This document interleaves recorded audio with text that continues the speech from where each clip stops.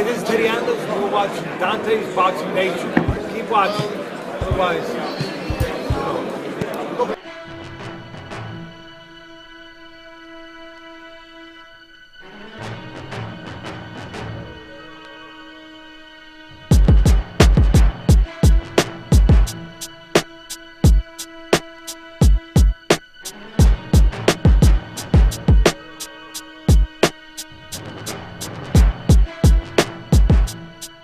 Dante's Boxing Nation, what's going on, guys?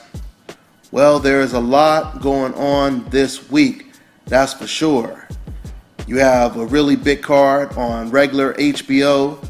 Of course, Golovkin versus Kell Brook and Roman Gonzalez versus Carlos Cudras. Roman Gonzalez is moving up in weight. You also have a really good PBC card. Robert Easter is one of the best prospects, and I won't even say prospects anymore, one of the best contenders right now, and he's in for a real fight. He's going up against the undefeated Richard Comey from Ghana. It's an undefeated power puncher, knockout artist. So it's a lot of stuff going on this week, but today was the press conference for the most significant fight of the year, the most relevant fight of the year, hands down, and that is Kovalev versus Ward. This fight is bigger than any other fight because of the simple fact that the winner of this fight is pound for pound the best fight in the world, undeniably, the undisputed pound for pound. As I always tell you guys, Andre Ward, he's already pound for pound the best fighter in the world, but he becomes the undisputed pound for pound in the world if he were to beat Sergey Kovalev. And since I'm picking him to beat Sergey Kovalev, I'm going to say he will become the undisputed pound for pound champion after this fight. One more time, the reason why I tell you guys that Andre Ward is pound for pound the best fighter in the world, because you cannot think of any opponent today that has beat as many pound for pound champions as Andre Ward has. Can you? Andre Ward has already beat at least 3 to 4 fighters that were in the top 10 pound for pound list when he beat them. All right, I'm not talking about once upon a time these guys were on the top 10 list and he just beat them, once they were past their prime. No, he beat these guys while they were considered pound for pound the best fighters in the world. So when you try to look at another fighter and you try to compare their resume to Andre Ward's resume, if someone were to say, well, the last time he beat a pound for pound champion, it had to be about 2 or 3 years ago.